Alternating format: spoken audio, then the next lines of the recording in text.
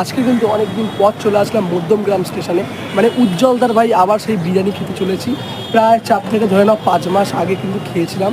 চলো দেখা যাক টেস্ট কি একই আছে না ভাই পাল্টেছে। চলো তাহলে। এসেই দেখলাম কিন্তু এরকম গরম গরম কিন্তু হান্ডি আর দিয়ে দিল এতটা কিন্তু ঘি।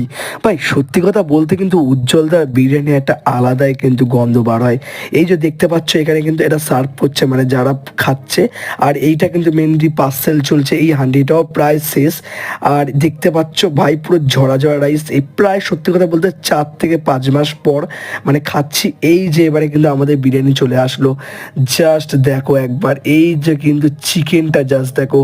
হ্যাঁ, একটা কথা তোমাদের সাথে শেয়ার করি, আমার কিন্তু চিকেনটা ছোট পড়েছিল বলে আর একটা কিন্তু চিকেন আমাকে দিয়ে গেছে, দেখতে পাচ্ছ ওইটা ওই পার থেকে আমি নিলাম। আর চিকেনে জাস্ট দেখতে পাচ্ছ পুরো নরম, কিন্তু জাস্ট আলুটা দেখো পুরো কিন্তু খুলে গেছে, মানে এত পরিমাণে নরম। আর রাইসটাও পুরো ঝরা ঝরা। আর তোমরাও একবার